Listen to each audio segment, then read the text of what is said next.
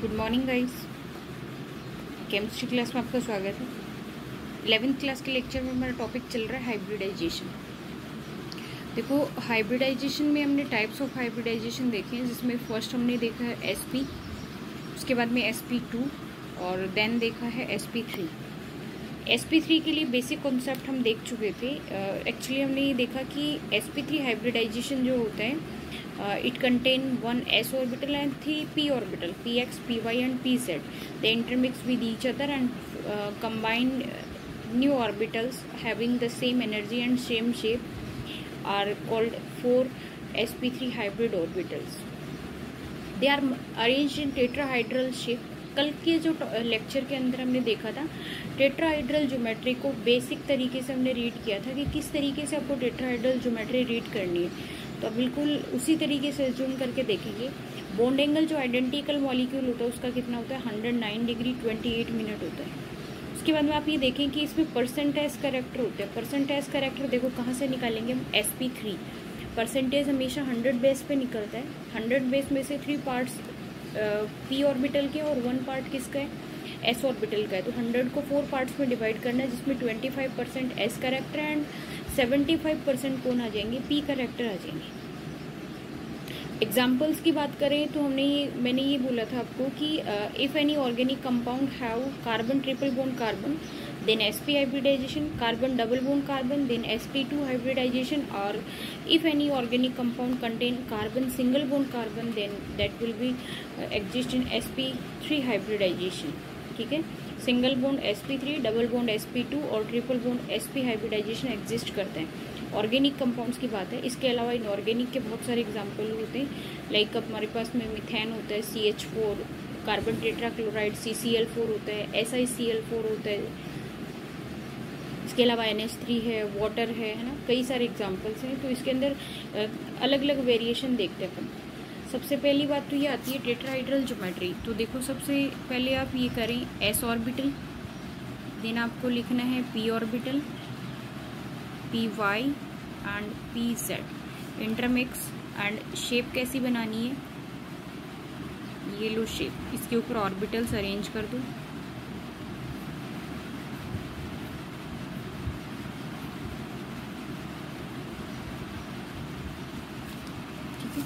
Overall geometry कैसी बनेगी,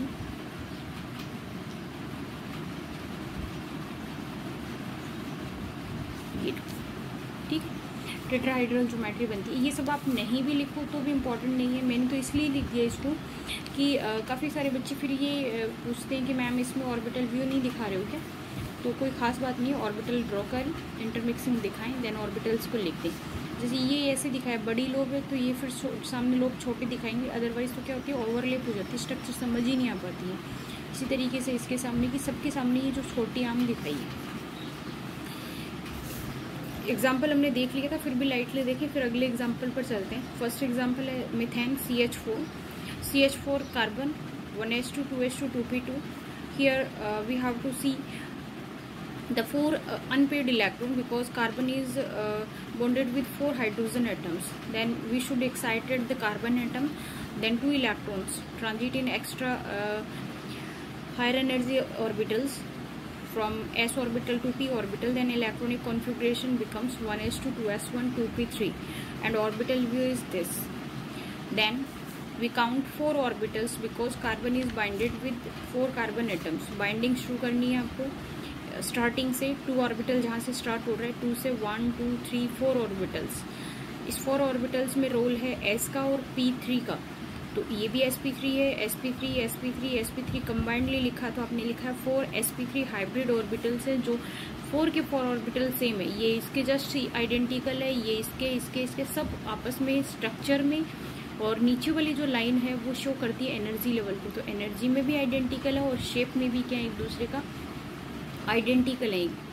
ठीक है, देन इसमें क्या होता है, सिंगल इलेक्ट्रॉन खुद का है और एक एक इलेक्ट्रॉन कौन शिफ्ट करता है, हाइड्रोजन शिफ्ट करता है। दोनों के बीच में बॉन्डिंग होती है और बॉन्डिंग होने के बाद में कार्बन के चारों तरफ है ना सराउंडेड इसके जो हाइड्रोजन एटम्स हैं वो इस तरीके से अरेंज रहते हैं कि इसकी ज्योमेट्री कैसी शेप होती है, it seems just like a tetrahedral shape, और टेट्राहाइड्रल शेप को आपको तराजू से बैलेंस करना है, जहाँ पे गठान लगी हुई होती है, सेंट्रल एटम है, एक रस्सी ऊपर की तरफ और 3 रस्सियाँ इधर जा रही हैं। बॉन्ड एंगल जो है बेस कितना है 109 डिग्री 28 मिनट बॉन्ड एंगल है इसका, 109 डिग्री 28 मिनट बॉन्ड एंगल है, जो इसका आइडेंटिकल बॉन्ड एंगल होता है। यहाँ तक का हो चुका था।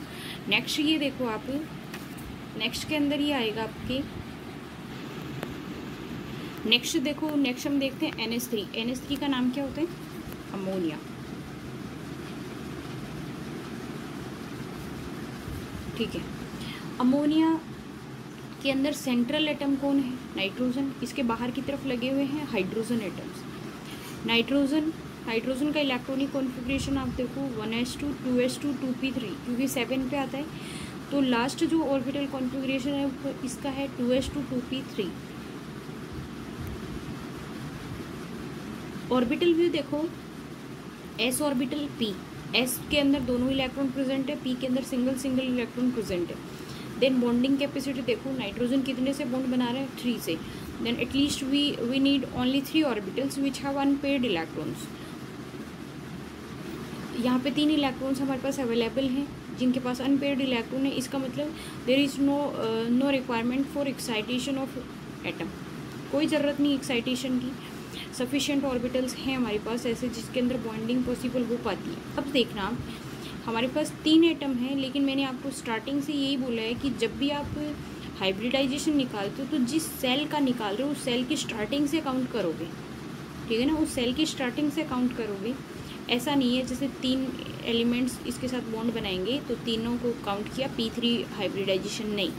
2 नंबर शेल से स्टार्ट होती है तो 2s से स्टार्ट होती है, तो यहाँ से काउंट करके जितना रिक्वायरमेंट है वहाँ तक काउंट किया हमने, क्योंकि ये ऑर्बिटल हमारे किसी काम का नहीं है, बॉन्डिंग में पार्टिसिपेट नहीं करेगा, क्योंकि इसके अंदर पहले से 2 इलेक्ट्रॉन हैं हमारे पास में। गौर से ध्यान सुनना है इसको बात को।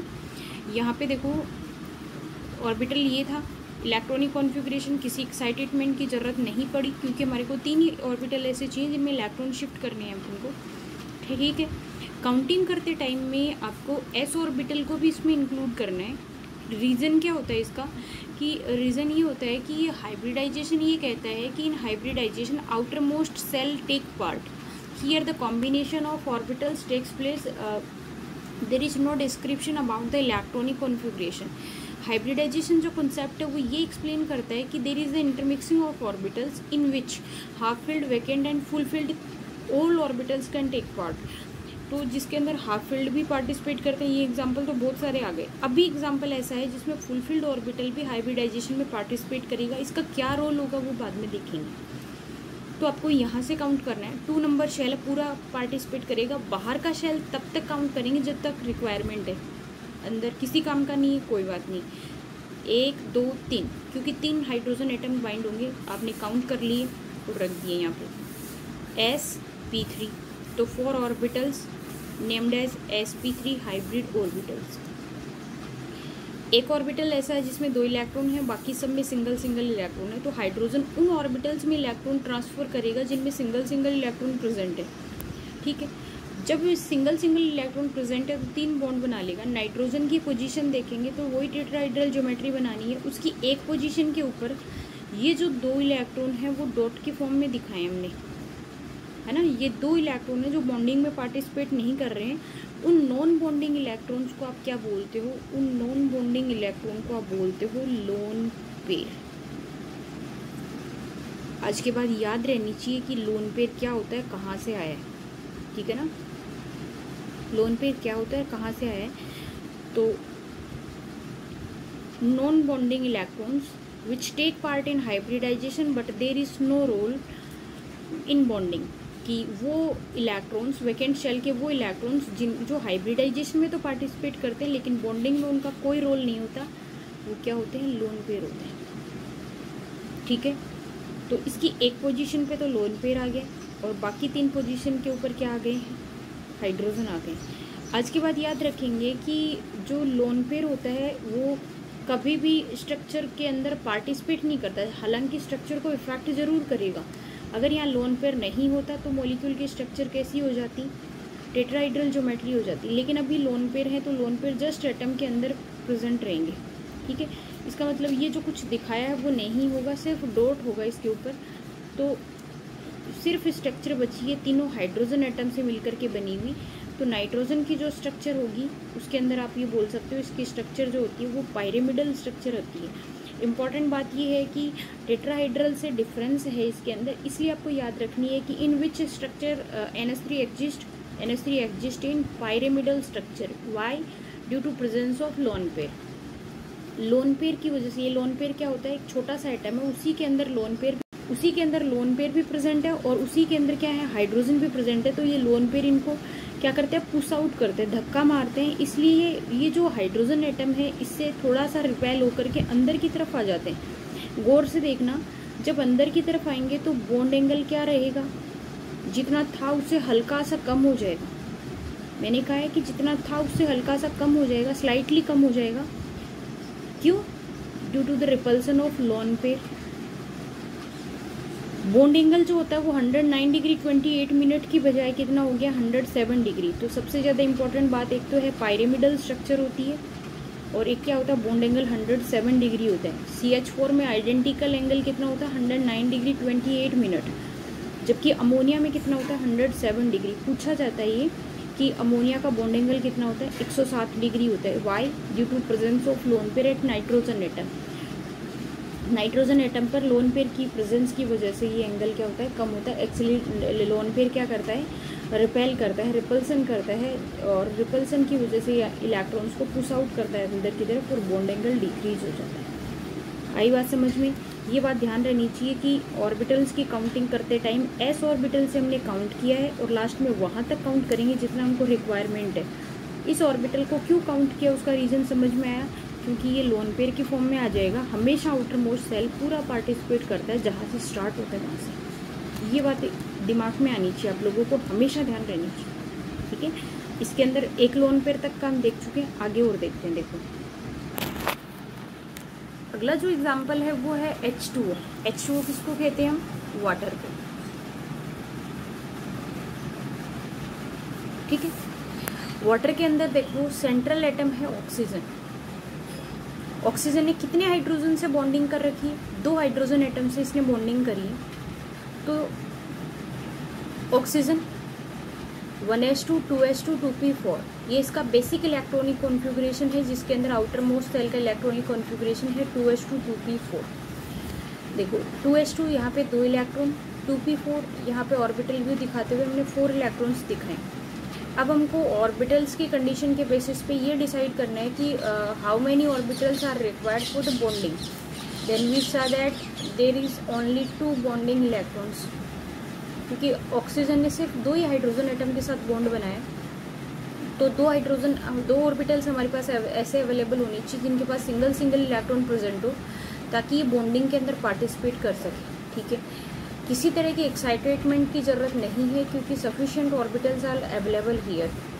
सो we intermix the orbitals. Then सुनो, यहाँ पे आउटर मोस्ट सेल 2 नंबर है, तो कोई भी ऐसे नहीं करेगा कि 2 orbitals required then P2 hybridisation, नहीं। उसी कॉन्सेप्ट पे चले, 2 नंबर जहाँ से शुरू होता है वहाँ से काउंटिंग करें। क्या ये ऑर्बिटल बॉन्डिंग में काम आएगा, नहीं। क्या ये ऑर्बिटल बॉन्डिंग में काम में आएगा, नहीं। ये यस, ये यस। क्या हमको 2 ही बॉन्डिंग ऑर्बिटल्स की रिक्वायरमेंट है, यस, हमको 2 ही ऑर्बिटल्स की रिक्वायरमेंट है। तो आप यहाँ से काउंटिंग करके यहाँ तक शुरू करोगे, जिसमें एक s ऑर्बिटल और 3 p के ऑर्बिटल हैं। टोटल हो गए 4 sp3 हाइब्रिड ऑर्बिटल्स हो गए। ऑर्बिटल्स बनाते टाइम हमको ये रखना है कि 2 ऑर्बिटल्स तो ऐसे होंगे, चाहे आप इनको पहले रखें बाद में रखें, ऐसा कुछ नहीं है, आपको सिर्फ दिखानी होती है, इसलिए सीक्वेंस मैंने बिगाड़ा नहीं है इसका।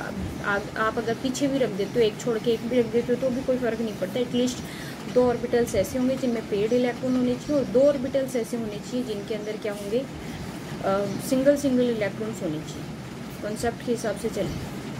2 ऑर्बिटल्स बॉन्डिंग में पार्टिसिपेट नहीं कर रहे हैं, तो इसका मतलब कितने लोन पेयर हो गए इसके ऊपर, 2 लोन पेयर हो गए। एक जोड़ा ये हो गया और एक पेयर ये हो गया, ठीक है ना, 2 लोन पेयर हो गए। इसमें भी हाइड्रोजन ने अपना इलेक्ट्रॉन शिफ्ट किया और इसमें भी क्या किया, इलेक्ट्रॉन शिफ्ट किया। जब इलेक्ट्रॉन शिफ्ट करेंगे तो हाइब्रिडाइजेशन कौन सा निकल के आया है, sp3। आइडेंटिकल शेप के हिसाब से sp3 molecule has tetrahedral geometry and having the bond angle 109 degree 28 minute. Ammonia में डिस्टॉर्शन आया था due to presence of one lone pair at nitrogen atom, bond angle decreases slightly and how 107 degree, 107 degree आया था। और geometry कैसी हो गई थी, पायरामिडल शेप हो गई थी। NH3 की शेप यही तो हो गई थी, एन, ठीक है ना, ये वाली शेप हो गई है नाइट्रोजन की, इसको पायरामिडल शेप बोलते हैं। अब देखो ऑक्सीजन का देखेंगे तो आप शेप ठीक उसी तरीके से ड्रॉ करें इसकी, 1 2 3 4। लोन पेयर्स को हमेशा मैक्सिमम पोजीशन पे रखना है। उसका रीजन हम VSEPR थ्योरी में देखेंगे, क्योंकि लोन पेयर सबसे जो स्ट्रॉन्ग रिपल्सन होता है वो सबसे ज़्यादा लोन पेयर का ही होता है। अगर दो लोन पेयर पास में है तो मॉलिक्यूल एग्जिस्ट ही नहीं करता है। अगर दो लोन पेयर बिल्कुल पास है तो मॉलिक्यूल एग्जिस्ट ही नहीं कर सकता। इसलिए जहाँ तक पॉसिबल हो सके लोन पेयर्स को एक दूसरे के अपोजिट पोजीशन पर या फिर उसको मैक्सिमम डिस्टेंस पे रखें। तो लोन पेयर्स को हमने एक को अपवर्ड रखा है तो दूसरे को डाउनवर्ड रख दिया। एक को इधर रख रहे हो तो आप एक को इधर रख सकते हो, उसमें कोई तकलीफ नहीं है। मैंने ये कहा है कि मैक्सिमम डिस्टेंस पे रखें। इसमें हर एंगल 109 डिग्री का, तो किसी भी पोजीशन पे रखो आप। ऑक्सीजन के अंदर एक जगह पे लोन पेयर, दूसरी जगह पे लोन पेयर और दो जगह पे क्या आ गए, हाइड्रोजन एटम। लोन पेयर तो क्या होते हैं, जस्ट एटम के पास में रखे हुए होते हैं और शेप को सिर्फ और सिर्फ सिग्मा बॉन्डिंग इफेक्ट करता है। इसलिए मॉलिक्यूल की स्ट्रक्चर कैसी रहेगी, ऑक्सीजन के ऊपर दो लोन पेयर हो गए और एक हाइड्रोजन दूसरा हाइड्रोजन। पहले एक लोन पेयर हटा था तो स्ट्रक्चर आई थी पायरामिडल। अब दूसरा भी लोन पेयर से मॉलिक्यूल का बॉन्ड हट गया है तो ये ऐसे नहीं लगता है, अंग्रेजी का जो अल्फ़ाबेट होता है इंग्लिश का, वी शेप। तो इसकी स्ट्रक्चर को आप बोल सकते हो वी शेप या फिर बोल सकते हो एंगुलर शेप, है ना। तो अगर आपसे पूछा जाए कि वाटर की स्ट्रक्चर क्या होती है तो एंगुलर शेप भी लिख सकते हो या फिर वी शेप भी लिख सकते हो कि वी शेप में होता है, या फिर बोल सकते हो कि एंगुलर शेप में होता है। यहाँ पे देखो लोन पेयर जो होता है वो लोन पेयर इनको क्या करते हैं, एक्चुअली लोन पेयर क्या होते हैं, ये जो लेवल होता है इस लेवल के एक इधर की तरफ होता है, एक लेवल के इधर की तरफ होता है। एक बॉन्ड पीछे की तरफ जा रहा होता है, एक इधर, यानी ये जो शेप है ये वी वाली शेप ये अंदर की तरफ है, ये जस्ट बाहर की तरफ होती है जहाँ जॉइंट होता है वहाँ पे।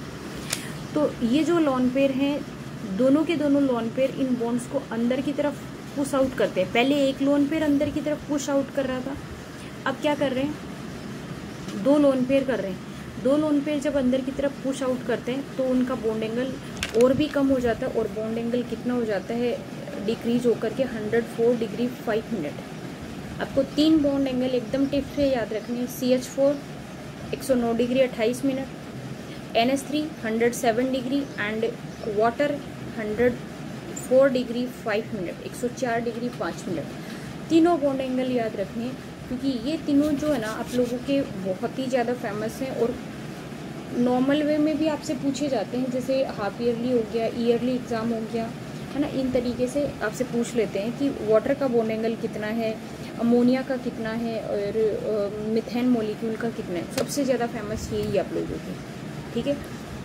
इसमें भी मैं इसी चीज़ को बोल रही हूँ, जिन बच्चों के दिमाग में आता है कि ये जब पार्टिसिपेट ही नहीं कर रहा है, तो हाँ पार्टिसिपेट नहीं कर रहा है, लेकिन ये किसके फॉर्म में रहेगा, लोन पेयर के फॉर्म में रहेगा। क्योंकि हाइब्रिडाइजेशन के कॉन्सेप्ट ये कहती है कि जब भी आप मॉलिक्यूल्स या ऑर्बिटल्स को सेलेक्ट करते हो देन आउटर मोस्ट सेल पूरा का पूरा एक्टिव होना चाहिए, ठीक है ना, पूरा का पूरा एक्टिव होना चाहिए। कहने को ये आता है कि फिर वैकेंट ऑर्बिटल्स क्यों नहीं करते, वैकेंट ऑर्बिटल्स पार्टिसिपेट करते हैं लेकिन उनका कोई रोल नहीं आता है ना, उनका कोई रोल नहीं आता है, इसलिए वो कोई भी रोल नहीं होता है तो इसलिए उसको इंक्लूड नहीं करते। काउंटिंग वहीं तक करते हैं जहाँ तक बॉन्डिंग पॉसिबल होती है, ठीक है ना। तो ये लोन पेयर वाली बात याद रखना। जो sp3 हाइब्रिडाइजेशन है उसके अंदर आप लोगों की इतनी तरह की वैरायटी सामने आती है। ऐसा कोई भी मॉलिक्यूल जिसके अंदर कोई भी लोन पेयर नहीं हो, ऐसा कोई भी मॉलिक्यूल जिसमें कोई भी लोन पेयर नहीं हो, उसका एग्जाम्पल क्या हो सकता है, CH4 सबसे फेमस एग्जाम्पल है। जिसमें एक लोन पेयर हो तो NH3 है, जिसके अंदर दो लोन पेयर हो तो उसका एग्जाम्पल कौन हो गया, वाटर हो गया। तीन तरह की वैरायटी हो गई। ऐसा कोई भी नहीं आएगा जिसमें तीन लोन पेयर आ जाए सिर्फ एक बॉन्ड आए, नहीं। ऐसा मॉलिक्यूल मैंने कहा था ना कि अगर किसी भी मॉलिक्यूल के अंदर दो लोन पेयर अगर रेगुलरली, है ना, दो लोन पेयर अगर रेगुलरली एक दूसरे के पास में है तो वो उस मॉलिक्यूल में इतना स्ट्रॉन्ग रिपल्सन हो जाएगा और उस रिपल्सन की वजह से मॉलिक्यूल इतना डिस्ट्रॉय हो जाता है कि वो एग्जिस्ट ही नहीं कर पाता, ठीक है ना, उसकी वजह से डिस्ट्रॉय होकर के एग्जिस्ट नहीं कर पाता। नेक्स्ट देखो आप sp3d हाइब्रिडाइजेशन। नॉर्मल देखो तो sp3d हाइब्रिडाइजेशन में क्योंकि ये अभी हो नहीं पाएगा, फिर भी एक बार स्लाइटली देखो इसको। s इसका मतलब 1s ऑर्बिटल, p3 मतलब 3p ऑर्बिटल, d मतलब 1d ऑर्बिटल। एक इंटरमिक्सिंग जिसमें 1s ऑर्बिटल 3p ऑर्बिटल, 3 मतलब 3 ओनली 3p नहीं है, तीन p ऑर्बिटल्स और 1d ऑर्बिटल इंटरमिक्स होते हैं और वो क्या बनाते हैं, 5 sp3d हाइब्रिड ऑर्बिटल्स का फॉर्मेशन करते हैं, जिसके अंदर देखो 1s हो गया, px py pz, ठीक है ना, px py pz हो गया। इसके अलावा ऑर्बिटल ये याद रखना आपको, स्पेशली एक ही d ऑर्बिटल है और वो d ऑर्बिटल कौन सा होगा, dz²। स्ट्रक्चर हमने सेकंड चैप्टर में देखी थी ऑर्बिटल्स की, तो आपको इसके अंदर कौन सा ऑर्बिटल पार्टिसिपेट करता है, dz² ऑर्बिटल पार्टिसिपेट करता है। फिर इनकी जो शेप होती है वो होती है ट्राइगोनल बाइपिरामिडल स्ट्रक्चर, ऐसी होती है, ट्राइगोनल है, ठीक है। एक हथेली पे ट्राइंगुलर बनाएंगे, उसके बाद में आप जैसे इसको प्लेन ले लो 1 2 3, एक प्लेन के कॉपी के ऊपर की तरफ और एक पेज के जस्ट नीचे की तरफ, ऐसी शेप होती है, उसको अपन बोलते हैं ट्राइगोनल बाइपिरामिडल शेप, ठीक है। आज की क्लास के लिए इतना ही। कल हम sp3d हाइब्रिडाइजेशन स्टार्टिंग से देखेंगे, फिर इसकी एग्जांपल्स में वेरिएशन देखेंगे जिसमें लोन पेयर्स का नंबर अलग अलग आता हो, 1 लोन पेयर 2 लोन पेयर इस तरीके से, ठीक है। Thanks, have a nice day बेटा।